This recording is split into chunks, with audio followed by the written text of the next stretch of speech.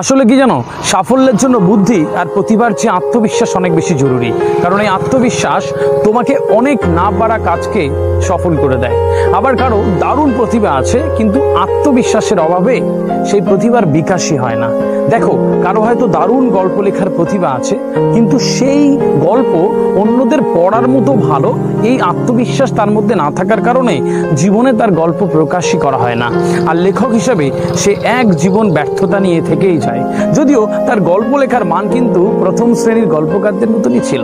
কেউ হয়তো দারুণ নাচে, কিন্তু আমি অন্যদের মতো পারবো তো, এই আত্মবিশ্বাসের অভাব তাকে একজন সফল নৃত্যশিল্পী হতেই দেয় না।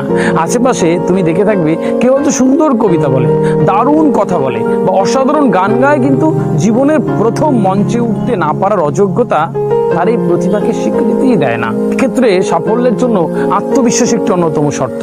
একজন ছাত্র যদি বিশ্বাস না করে যে তার ফলাফল ভালো করার যোগ্যতা আছে, তাহলে সে কিভাবে পড়াশোনায় মনোযোগী হবে? একজন চাকরি প্রার্থী যদি চাকরির পরীক্ষায় বসার আগে ভেবেই নেয়, এত পরীক্ষার্থীর মধ্যে আমি টিকতে পারবো তো, তাহলে তারা চাকরি পাওয়ার আশাই রইল না। চাকরির পরীক্ষায় বসতে গেলে আগেই ভেবে নাও, আমি একটাই চাকরি করব। তাই একটা ভ্যাকান্সি থাকলে সেটা আমার। আত্মবিশ্বাস থেকে মূলত চেষ্টা আসে।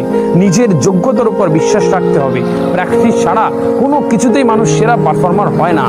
আজ হয়তো চেষ্টা করে পারছো না, কিন্তু প্র্যাকটিস করলে আগামী সপ্তাহে ঠিকই আরেকটু ভালো পারবে। কিন্তু সেই প্র্যাকটিসটা করার জন্য নিজের যোগ্যতার উপর বিশ্বাস থাকতে হবে। যারা নিজেদের যোগ্যতার উপর বিশ্বাস করতে পারে না, তারা চেষ্টা করার সাহসও পায় না, ফলে দিন শেষে তারাই ব্যর্থ হয়।